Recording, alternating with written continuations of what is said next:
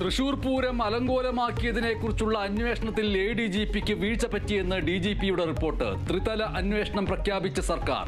ഗൂഢാലോചന, ക്രൈംബ്രാഞ്ചും ഉദ്യോഗസ്ഥ വീഴ്ചകൾ എഡിജിപി മനോജ് എബ്രഹാമും അന്വേഷിക്കും.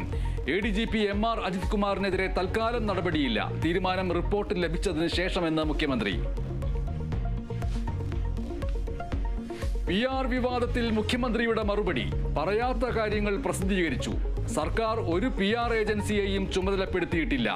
ഹിന്ദു പത്രത്തിൻ്റേത് മാന്യമായ നിലപാട്, നിയമ നടപടിക്കില്ല. PR ഏജൻസിയുടെ സാന്നിധ്യം സ്ഥിരീകരിച്ച് മുഖ്യമന്ത്രി. സർക്കാരിനെതിരെ നിലപാട് കടുപ്പിച്ച ഗവർണർ ആരിഫ് മുഹമ്മദ് ഖാൻ. ദേശവിരുദ്ധർ ആരാണെന്ന് മുഖ്യമന്ത്രി വ്യക്തമാക്കണം. രാജ്യവിരുദ്ധ പ്രവർത്തനം ശ്രദ്ധയിൽപ്പെട്ടിട്ടും സർക്കാർ നടപടിയെടുത്തില്ല. സർക്കാർ ഉത്തരവാദിത്തങ്ങളിൽ നിന്ന് ഒഴിഞ്ഞു മാറുകയാണെന്നും ഗവർണർ. വിവാദങ്ങൾ കത്തിനിൽക്കെ നിയമസഭാ സമ്മേളനത്തിന് നാളെ തുടക്കം. സഭ ചേരുന്നത് 9 ദിവസം. 6 ബില്ലുകൾ അവതരിപ്പിക്കും. ഇടതുമുന്നണി പാർലമെന്ററി പാർട്ടിയിൽ നിന്നും PV അൻവർ MLA ഒഴിവാക്കി. PV അൻവറിന്റെ ഇരിപ്പിടം പ്രതിപക്ഷ ബെഞ്ചിൽ.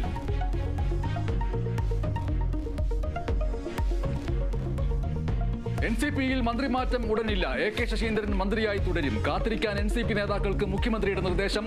മന്ത്രിമാറ്റത്തിൽ ആലോചന വേണമെന്നും മുഖ്യമന്ത്രി. സൈബർ ആക്രമണത്തിൽ പോലീസിൽ പരാതി നൽകിയ അർജുന്റെ കുടുംബം. സഹിക്കാൻ കഴിയാത്ത ആക്രമണം നടക്കുന്നുവെന്ന പരാതിയിൽ അർജുന്റെ സഹോദരി അഞ്ജു വൈകാരികമായി പ്രതികരിച്ചതിൽ മാപ്പ് ചോദിക്കുന്നുവെന്ന് ലോറി ഉടമ മനാഫ്. അർജുന്റെ കുടുംബത്തിനൊപ്പം നിന്നത് ആത്മാർത്ഥമായെന്നും പ്രതികരണം. കീരിക്കാടൻ ജോസ് എന്ന പേരിൽ ശ്രദ്ധേയനായ നടൻ മോഹൻരാജ് അന്തരിച്ചു. അന്ത്യം തിരുവനന്തപുരം കാഞ്ഞിരംകുളത്തെ വീട്ടിൽ. സംസ്കാരം നാളെ. വിട പറഞ്ഞത് പ്രതിനായക വേഷങ്ങളിലെ തനത് ഭാവങ്ങളാൽ പ്രേക്ഷക മനസ്സിൽ ഇടം നേടിയ നടൻ.